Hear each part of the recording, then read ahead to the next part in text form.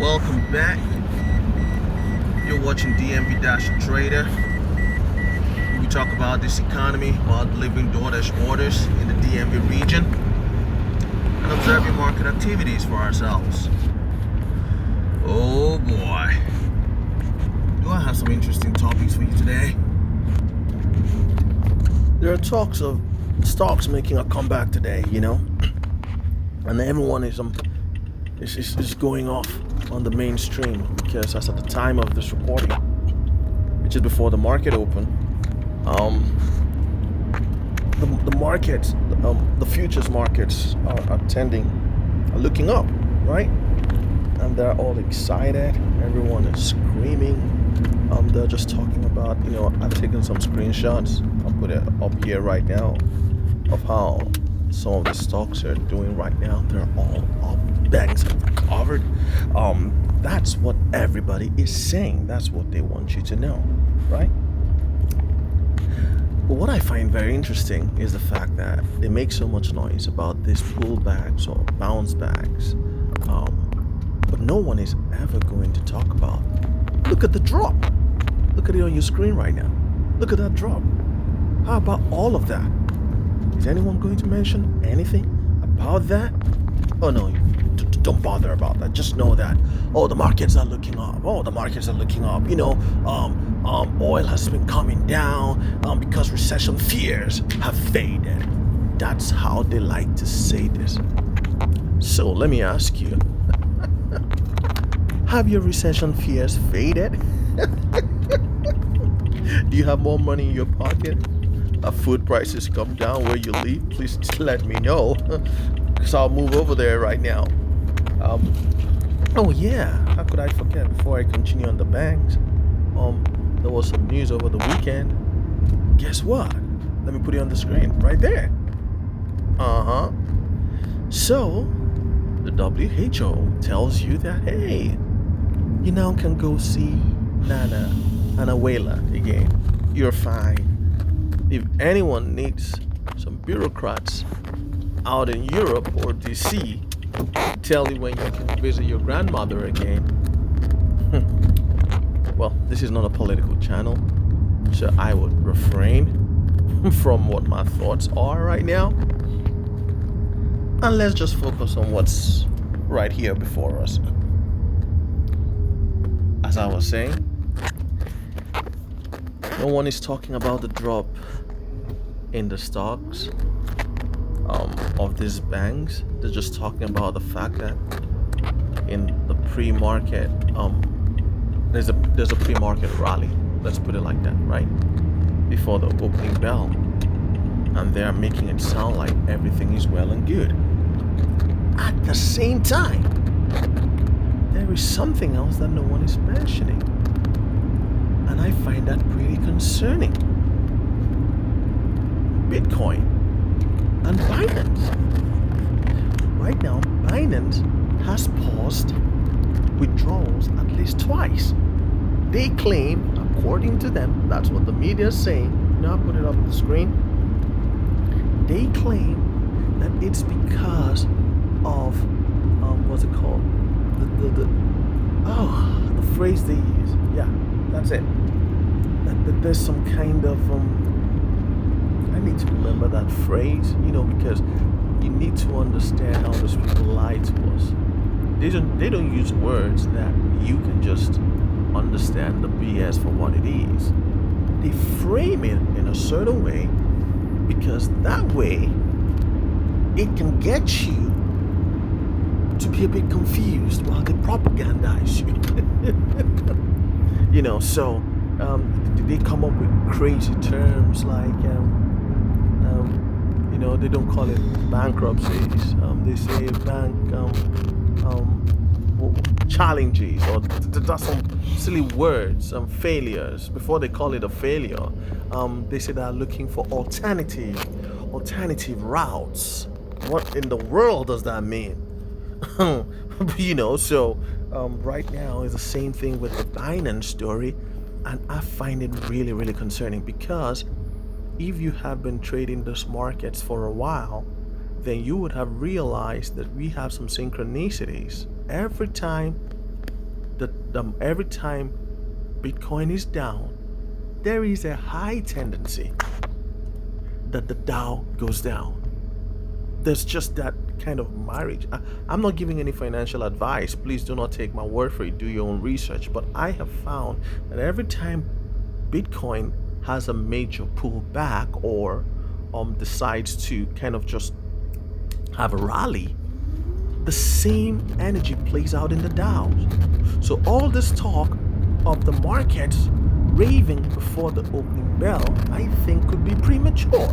I'm not saying anything. I'm just saying, based on the little experience that I have trading this market, that's what I would say.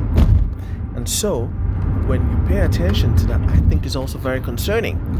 Because remember, before the whole FTX saga, remember that no one was telling us the truth? It just kept, coming drip, drip, drip, drip. Then one day we woke up, and guess what? FTX was down. And so now hearing this about Binance, it's pretty interesting, whatever the explanations could be. Because that would be a huge blow. That would be a huge blow for cryptocurrency. But we can only be very hopeful and positive. But you do not stay hopeful when it comes to your money. And if you're trading these things, hope, like someone once told me, is not a strategy. And so it makes sense for you to think of what to do right now to take care of your family. And I think one of the smartest things anyone can do is to have multiple bank accounts, to keep some money in cash. I do understand that if you're keeping money in cash, inflation is going to take it away from you. Yes, we understand that. But there are also other things you could do. You could hold precious metals, silver, for example, or gold. These are all things any smart person should be considering right now. Once again, I'm not giving financial advice. These are just things that I think when you study what these super wealthy people are doing, you find it's almost along these lines. So if you're trying to protect your family, there's nothing wrong with having to follow their example, right? And so you have we just spoke of banks and the fact that the stocks are going up in the pre-market and everyone is getting so excited. It makes you have to pause and ponder, because over the weekend Warren Buffett reiterated that depositors were fine in the US. Your money is safe. In fact, there's a headline saying that Mr. Buffett said people need to be told that. Like, why do they need to be told that? I mean, I understand that they're trying to prevent a bank run, but at this point, he even explained that he believes that the federal government will backstop it if need be. What does that sound like to you? They're about to pump in some more money if need be to make sure they keep the system afloat. In other words, the system is dead and gone. What we have now is I don't think you can call it capitalism. Nothing like that. The government just chooses when to give you money and when not to. So it's all a charade. That's all a charade. If you have been here this long, I am hoping you're getting value here, and I hope you can take a moment to just subscribe, hit the notification button, in order to get notified when we drop new content. As we continue to dash, as you can see, we have just been driving, looking for an opportunity, but there's no, like I've been saying in my other videos, there are no orders right now. This is what you keep facing when they keep telling the economy is booming. I have taken you to different stores, different restaurants, and all these places, and you just realize they're all empty. There was a time, I think one of my videos went to, I think that was a Taco Bell, and no one in the drive-thru, barely anyone inside, and the orders, there were just two of them, and I was taking one.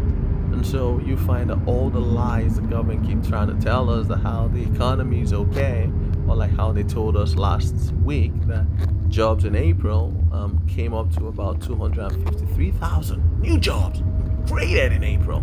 All those things are lies. Because out here, when you go out, you find that nothing is adding up. In fact, everything is going through the roof in expenses. Well, for today, I mean, there's been a slight pullback in the price of oil, of crude. Even though right now with pre-market everything going up, it looks like it's trying to catch a beat. But the point is, oil has had a pullback in the past couple of days. And once again, let me just get back there. Every time oil pulls back and continues to stay that way, I don't mean like it just pulls back today and something happens the next day, but every time oil pulls back and stays that way, it pulls down banking stocks. It pulls down the whole sector of banking. It also affects, and that automatically goes on to affect the futures markets. So, with all this scream on all, oh boy, I have an order. You know, I should show it to you. I don't know how to record my screen. I should show it to you. You know, I'm going to put a screenshot of the order right here so that you can see it. And I'll just finish the thought, and then we go on to do the delivery. And right after the delivery, probably wrap it all up. And so, as I was saying, every time oil pulls back, it affects the banking industry, and at the same time, every time Bitcoin pulls back, it affects the Dow Jones. And so, if you have the fact that Bitcoin is down, and overall for the past couple of days, oil has been down, even though right now it looks like it's going up in the pre-market. These don't seem like the market is really going to be catching a rally today, you know. But that's just me saying. That doesn't mean like I don't have a crystal ball. That's just me saying things could change.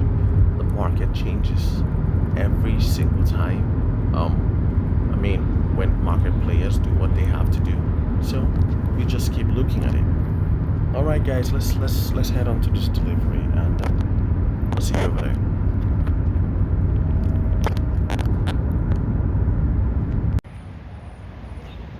So today's pickup is from, drum roll please,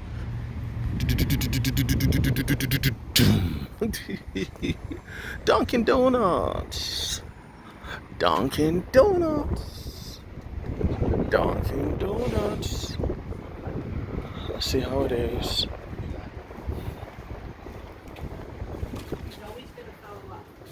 Empty. Everywhere is empty. Always empty. Hey, how are you? Good, how are you? I'm well. I'm picking up for Cynthia. DoorDash? Yep, DoorDash. Oh, okay. Like, ready right Oh, here. the big one. Thank you. With that drink. Hoo-hoo. All right. Alrighty, man. That's all. So, ooh, it is empty. Empty. Always empty. Empty, empty, empty. Okay, sorry, my hands are full. Thank you. Nice people. Good to see nice people who can stop for you to cross. I know you may think that's what everybody does, but you'd be surprised, man. When you're dashing, you see quite a number of unique things. So, there you have it. Alright guys, let's go do this delivery. Talk soon. I hope you can check out our other videos. I hope you can like and subscribe. And see you over there.